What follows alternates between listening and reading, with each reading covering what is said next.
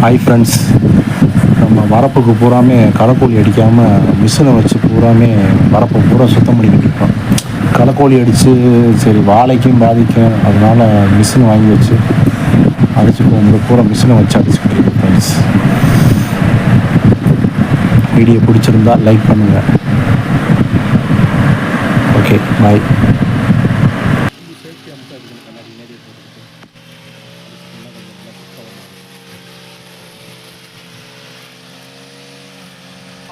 கம்மியா விடு.